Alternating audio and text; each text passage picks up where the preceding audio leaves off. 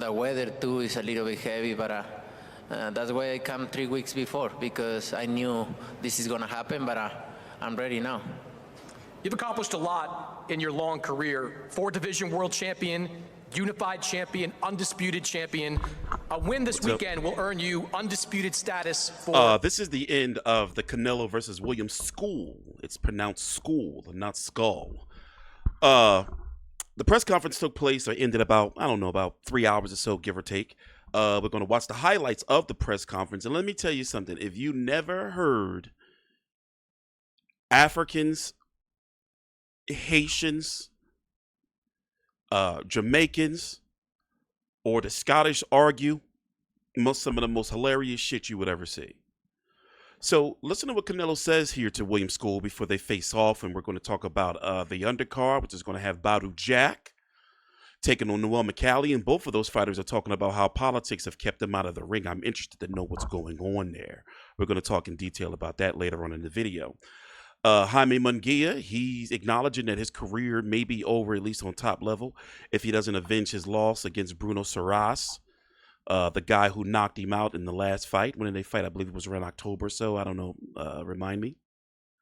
And F.A. Ajagba and Martin Bakole, they started getting into it, cussing up a storm in Saudi Arabia. So, looking forward to the card, actually. The main event, not so much, especially when I heard that William Scull quit in sparring against Conor Benn, according to Nigel Benn, the father of Conor Benn, and he's not going to lie. And it hasn't been disputed. But once again, sparring is sparring, so I don't put too much on it because you never know what shape a fighter's coming in. They probably was fucking in the morning or drinking at night, partying, maybe up playing video games. Sparring is just like going, it's not the real fight. That's all I'm saying.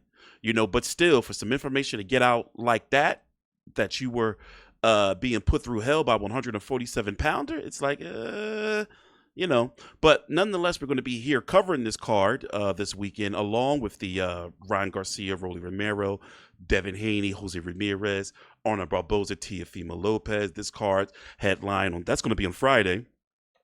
This card is on Saturday, headlined by Canelo versus Scull, Jaime Munguía versus Bruno Surace, Badou Jack versus Noel Mikaelian, F.A. Ajagba, Martin Bakole, and then you have Richard Riyadh, who is entering the heavyweight division. On Sunday, you have the Monster and Noye return, and I'm going to be doing a video on that, and probably about 2 videos after this. I just got finished watching their media workout, or their open workout. He's facing a Roman Cardenas on Sunday night on ESPN, or is it ESPN Plus? Right now is the ceremonial weigh-in going on in the background for the Friday night card headlined by Garcia Romero. But anyway, let's get to it. Take your time out, like the video, subscribe. We're going to talk. The second time as a pro, would that mean something to you? Means a lot because it's history for my career. That's what I want. And that kind of things motivate myself, so means a lot. It's about 11 years ago that you faced Erislandy Lara at 154 pounds. So you're familiar with this Cuban style of boxing. What kind of fight are you expecting to this man, William Scull? I'm not giving Scull no chance. The same. At the beginning, it's going to be a little bit difficult. But, I'm different Canelo now. And he's going to feel it Saturday. Believe me. You've talked a lot over the last few years about guys just trying to survive when they get in the ring with you in the later rounds. Do you think this man is going to go for it, or do you think we're going to see him try to survive? I hope so. I hope so, right? But I don't think so. He say he's going to eat me, but the only thing he's going to eat is going to eat this. Look, this. Hey, man. Hey, man. William Scull looking a little, a little bothered up there. I don't like that body language. And everybody talks shit, but when they step in the ring, it's gonna be something different. He's gonna feel something different for sure. Believe me, this is nothing new for me, but for him, it's gonna be something different, and he's gonna feel something different for sure. All right, we'll see these two guys. And Canelo talking shit in English now too. Up. Hold up. I'm gonna tell you something. Only hardcore Canelo fans knows what this means. Now, what did you notice about Canelo? What do you notice? He got that bullshit on his lip. Whenever he get that bullshit on his lip, go back throughout history. he's coming in there to fuck you up. That means he's had a good training camp when he start having that outbreak. That means he's ready. And Scull, I think he knew it. So I'm dead serious. Go back and look when he get that shit on his lips. For those who don't know, it'd be in the same spot. If he don't got that, he gonna have a bad fight like he did. He ain't have it for the first Golovkin fight. He ain't have it for the Bivol fight. Scull, the undisputed super middleweight championship. We're going to face these two men off and get ready for this weekend. So anyway, let's talk about the undercard, or the card. We're going to start at the beginning, I guess. First, let's watch the face-offs. Oh, got to mute that. So, listen, Canelo, at this point in time in his career, and can you really blame him? He's going to be going the safe route. Look at the WBC with a bullshit belt again. He is going to fight William Scull, Canelo, Chris Eubank Jr., Jake Paul. He'll throw Bivol name out there, but in reality, he ain't fighting Bivol. He might fight Better BF, because Better BF, you know, is a little bit up there, and, you know, his style may be better for Canelo. But in reality, I don't see Canelo fighting Bivol. By the way, Jake Paul is in talks to fight Tank Davis. Ew. Manny Pacquiao, Mario Barrios with Tim Tszyu, Fundora on the undercard. Yeah, nice card. But and look, by the way, did you notice? Look who is in this picture. Richard Schaefer. Tricky Dick Richard Schaefer is now a handler of Canelo. I always liked Richard Schaefer, though, to be honest. Like, he was a very straightforward dude. And you got Frank Warren. So how is this? So look how, for me, it looks like it's working like this. Canelo's team and Frank Warren are handling the promotional logistics of the Canelo fight in Saudi Arabia. Matchroom, even though they don't have a fighter that they represent on the card, is handling the logistics of the New York card, headlined by Garcia Romero. Both cards together are $89.99, $60 a piece. I think that's a good deal when you look at who's on the card, though, when you look at the fact that, say, for example, if you look at it as just one big card over 2 nights, compared to the $79.99 and $89.99 shit we've been paying for like Lamont Roach and Tank Davis and David Benavidez and David Morrell, to get Canelo versus Scull, Ryan Garcia versus Rolly Romero, Devin Haney versus Jose Ramirez, Teofimo Lopez versus Honor Barboza, Badou Jack versus Noel Mikaelian, Martin Bakole versus F.A. Ajagba, Jaime Munguía versus Bruno Surace, too. All of those fights I've just mentioned can be its own card somewhere else, or before the Saudis stepped in, let's be honest, would have been a pay-per-view somewhere else, especially Ryan Roley and Devin Ramirez. They would have slapped that on pay-per-view. And the way a Teofimo be talking, he's going to be pay-per-view. He only wants to be pay-per-view going forward. Munguía versus Surace, that would have been its own event. F.A. Ajagba versus Martin Bakole would have been its own event, or could have been. So I'm not bitching and complaining too much. I'm more upset that we, even though in hindsight, you know, I enjoyed it, but I'm more upset that Chris Eubank Jr. kind of was $25 for us here in the States. That pissed me off, man. But anyway, let's go listen to the Africans argue, and we're going to talk about each of the fights individually, because let me tell you something. This is tame. Like, if you see some Africans really, really arguing, and then the shit starts going between whatever they speak and like broken English, I'm talking about some hilarious shit. Hold on. Like the video, subscribe. I'm T-Street Controversy with Fight View 360. Let's talk. By the way, listen to what Richard Reactor had to say. You know, I don't think a lot of like heavyweight fighters understand what it feels like to make weight. It's a horrible thing. It's a horrible thing, but I've been on both sides. And it's made me very, very disciplined with the way I eat, and yeah, just to be able to fuel myself.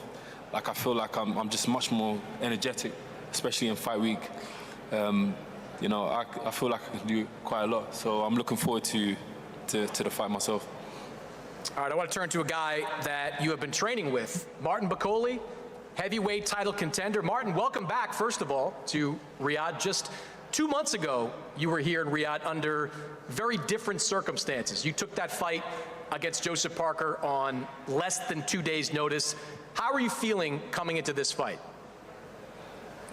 Thank you. First of all, I would like to say thank you to His Excellency for bringing me back here after Joseph Parker's fight. I feel like I don't want to talk anymore. I'm ready to face my opponent Saturday night. You had a pretty quick turnaround after that Parker fight. Maybe took a day or two off and got right back in the gym to get ready for this one. Do you feel like you're going to be at your best on Saturday night? Parker fight, that was not my fight. This was my fight. Parker just a call. I just received a call. I was back home in Congo. They called me to come and save the show. But Ajagba fight, that's the fight I was having 2 months, 3 months before Parker's fight. So I'm all ready. So he was training for this fight for a while. You and Efe Ajagba have been heavyweights in this division for a while now. Probably thought once or twice about potentially facing him in the past. What kind of fight are you expecting on Saturday? I'm asking him to be tough because he's going to get punishment. Oh, punishment. All right, well, good luck. We're looking forward to that fight on Saturday. Martin Bakole back here. And they both as in African Riyadh, as Saudi you can Arabia. be Let's turn to his African. You opponent, can't be no more Efe African than Ajagba. him. Efe, welcome. And I'd ask you Congo the same and question. Nigeria. You know, Martin Bakole, you have probably known about him for a long time, both you African-born fighters. How are you feeling going into this fight? First and foremost, I want to thank the SLSA for this opportunity to be here, for giving me this opportunity to be here. Thank you, the SLSA, and thank the fans. Thanks Saudi Arabia for having me here today. I'm looking forward to the fight against Martin Bakole. You know, it's nothing new to me. I'm looking forward to the fight. Last time we saw you in Saudi, you came up short against Frank Sanchez. How do you think you've improved as a fighter since then? At that fight, I was not fully prepared, but this fight is going to be different. I want to pick by the way, I'm going with Efe Ajagba. I just found out from my Ancestry.com that I'm 29% Nigerian. So, you know, that's pretty much why I can't identify as Mexican. I got no Mexican nowhere. I got some Icelandic and some Spaniard and a little bit of German, but a whole bunch of African. You know, so Team Ajagba. All I'm about to be on the fight, to prepare for this fight. You say this fight is going to be different. What kind of fight are you expecting from Martin Bakole? I want to bring out all the beasts in me to fight these fights. I want to see what you got. So I'm just focused on my game plan. Here we go. Stick to my game plan and get the victory done. I'm going to conquer this fight. I want to be Africa #1. Stop talking about Africa #1. You know what you're going to get. You know what is waiting for you. I'm the Africa #1. You know it. You're talking shit, man. I'll beat the shit out of you. All right. Let me see. All right. Stop talking about Africa. All right. You got confidence? Your brother Joshua knows All that right. I'm You number better one. face. You I'm the better be king. ready. Let's see. You better be ready. Let's see. You better be ready. Talking shit. Trust me. You better be ready. You're talking We'll see. shit. We'll see. You keep talking shit. Don't run. I'm going to close your mouth. Don't Oh. run. Trust me. Do not fucking I will run in close the your ring. mouth. But Who we'll you see. think you are? You call yourself a boogie man?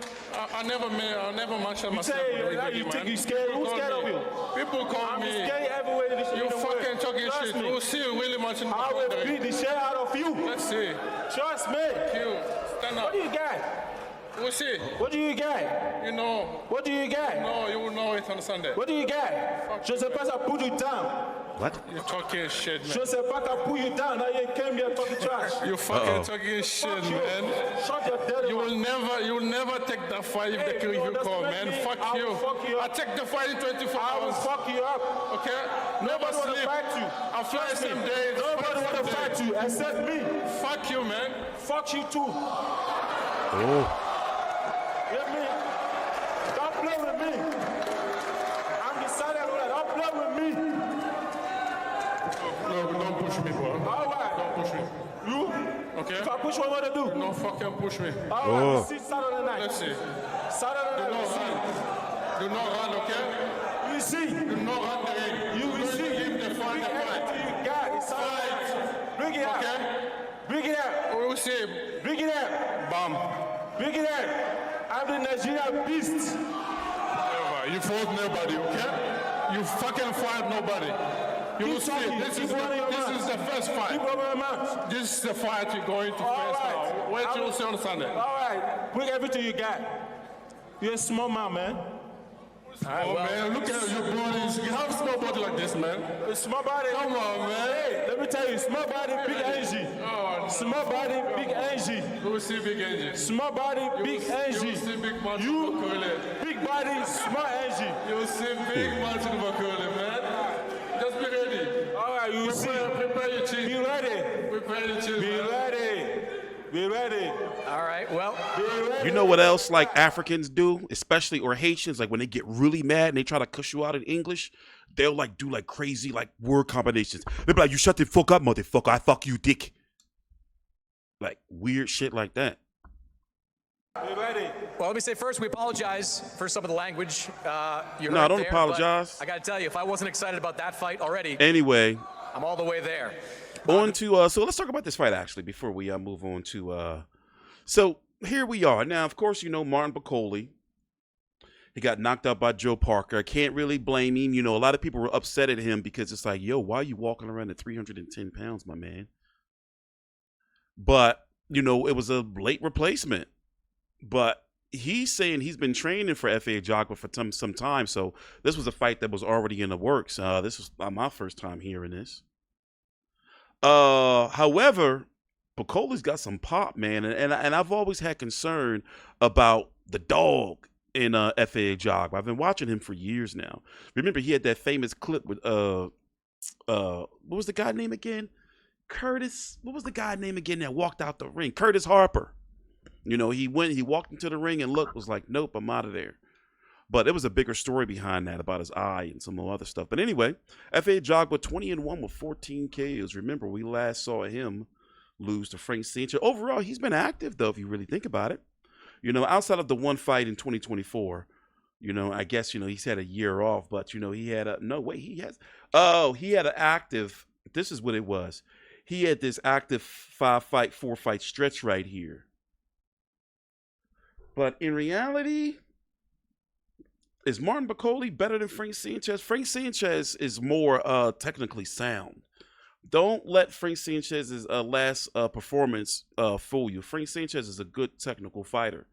But to be very honest, I want to pick my Nigerian brother, but something tells me that Martin Bakole going to put F.A. Ajagba to sleep.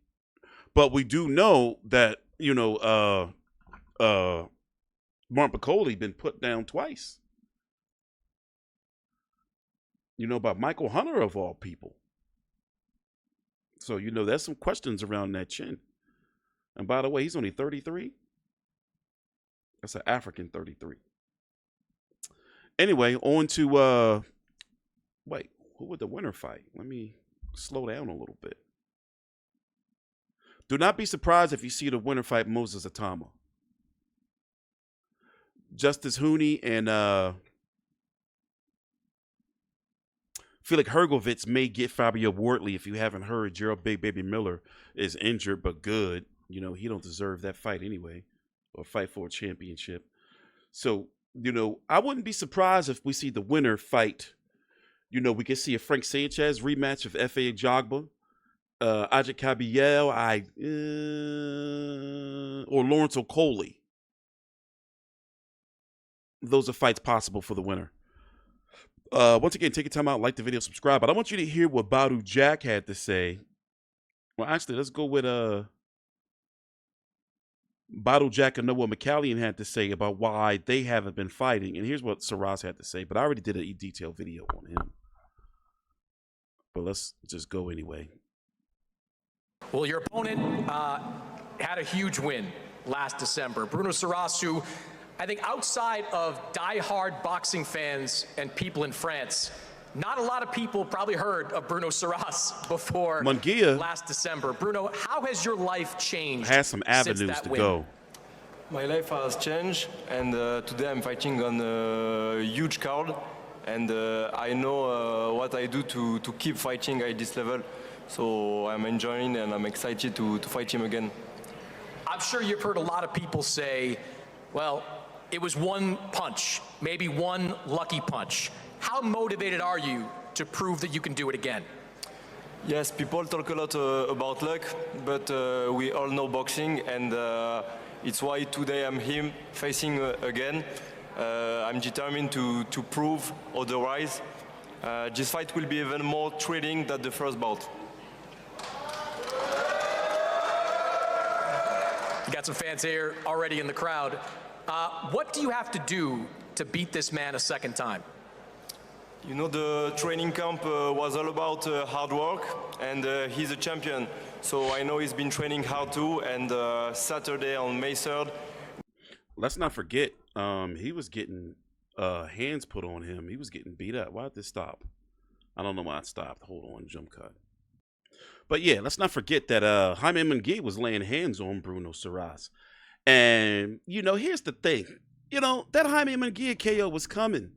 Somebody was going to do it. I'm surprised that Canelo wasn't able to do it, to be very honest. But it was coming, you know, and he acknowledged it during the press conference that, you know, like with his hands, like, you know, walking it with his hands down. But, you know, he needed a defensive reset. Maybe this knockout will show him like, hey, get it together, you know, especially moving up in weight the way he's been doing. You know, remember, he went from 154. He's now at 168.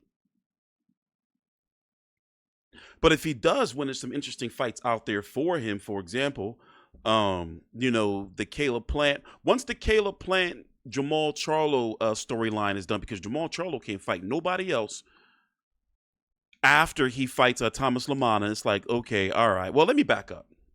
On May the 28th, White Boy Summer is going to be kicked off with Caleb Plant taking on a I forgot his first name, Resendez. Where's he at? Where you at, Resendez? What's your first name? Jose Resendez. On May the 28th, it's going to be on PBC, on Prime, if you have Amazon Prime, not pay-per-view. And on the undercard or the co-feature, you're going to have Jamal Charlo returning against Thomas Lamana. I have a full preview on that on the channel. Then it's expected for both of those fighters to fight each other sometime later on this year. And after he got the shit smacked out of him, meaning Jamal Charlo, you know, he's got to avenge that. And also, by the way, Jamal Charlo is still looking like a head case. But anyway, that fight's out there for Munguía, the winner or the loser of that saga. You got Edgar Berlanga, Christian Mbali, Diego Pacheco. So, you know, there's some significant fights out there for Jaime Munguía. But first, he's got to avenge this, and he's got to, you know, finish perfecting himself or working on his defense, because it's only going to get worse from here. Take your time out, like the video, subscribe, by the way. I'm teaching you controversy with 5v360. We're going to be covering this entire card. But listen to what Badou Jack had to say. Now, I don't have any a lot of faith in Badou Jack at cruiserweight, and he was even on his way up to bridgerweight, which is basically heavyweight. Nobody gives a fuck about the bridgerweight division, to be very honest. I haven't covered one bridgerweight fight, I don't think. You know, people don't say, oh, the big bridgerweight fights coming up. Nobody, you know, says that. But Badou Jack has been on for some time, and it's been some shenanigans with the WBC, and even the fighters are saying it was just politics. Because right now, there's like 3 different champions for the WBC cruiserweight title. Listen to the fighters. The Badou Jack Foundation is doing great things to help orphans and refugees across the world, but you haven't been in the ring since 2023. So I guess Noel Mikaelian is underestimated. He's pretty good. I've been in the gym. I've been training hard every day. I've been out of the ring because of boxing politics, but thanks to His Excellency, I'm back. How frustrating have these last couple of years been to not only not be able to jump up in weight and get a big fight, or to stay at cruiserweight and defend your title? Yeah, it's been very frustrating, but I always stay disciplined, stayed in the gym, you know, live boxing, that's my lifestyle, and we back like we never left. You're 41 years old coming into this fight, coming off roughly a 2-year layoff. Yeah. Are you expecting any ring rust on Saturday night?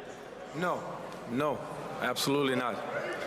And I don't know about 41. I'm not 41. Right. Yeah, you 41, motherfucker. What kind of fight are you expecting from Noel Mikaelian? I mean, I was preparing got for a lot another to guy, prove. the mandatory challenger, Rosicki, but I expect a tougher fight now. So we could have picked the easy fight, and we picked him because to get to the unification fight, we had to fight him also. So I said, why not? Let's get him. And he was preparing for another fight. So yeah, here we are.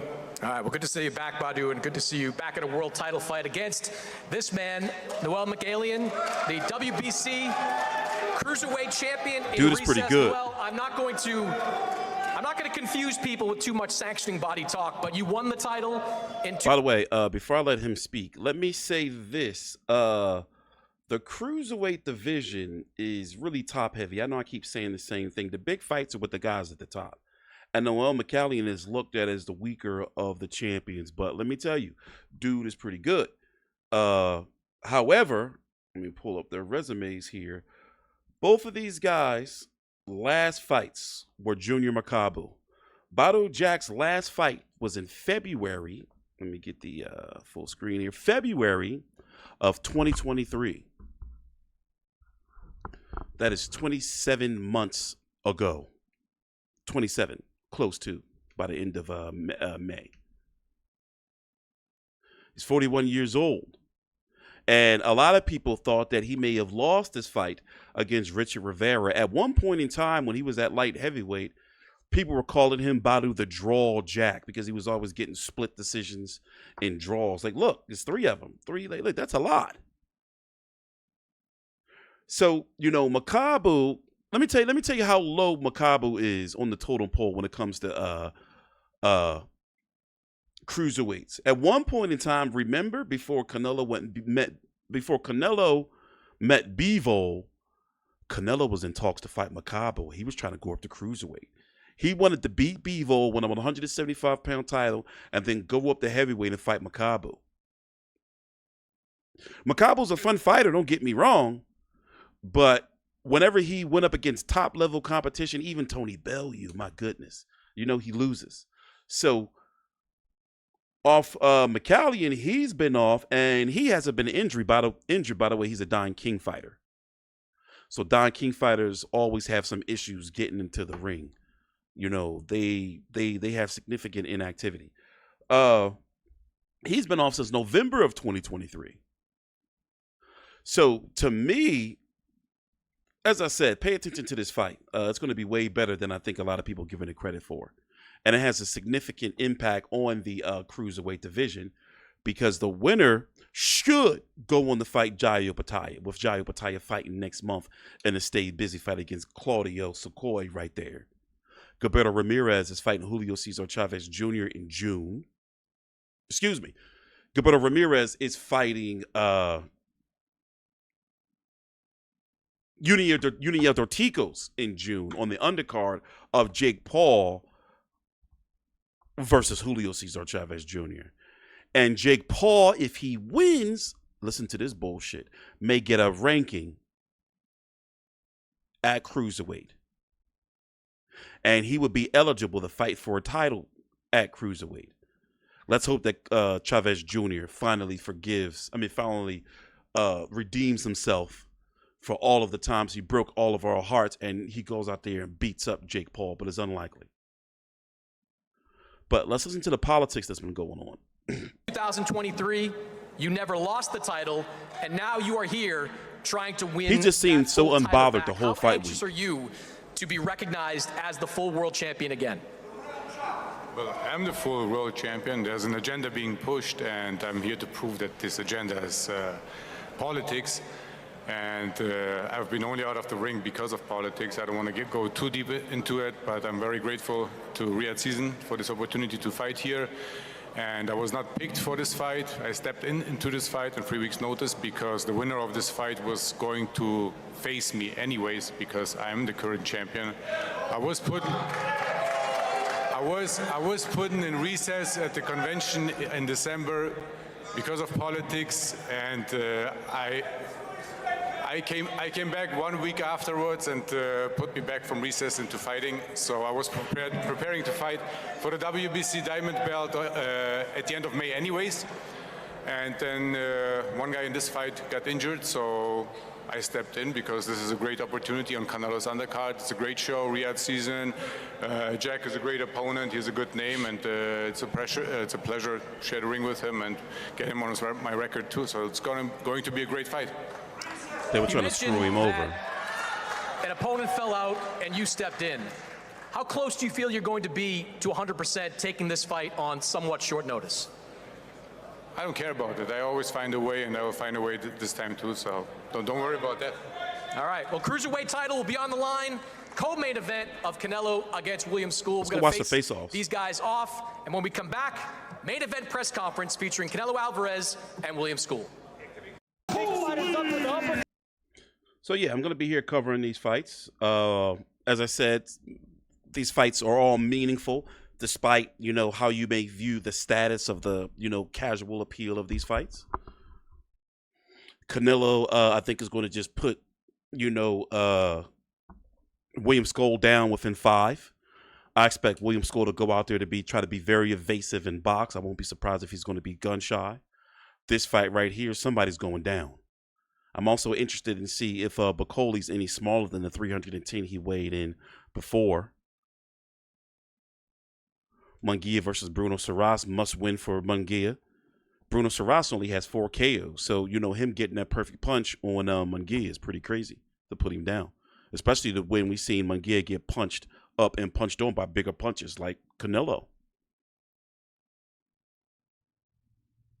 Overall, Canelo card for $60.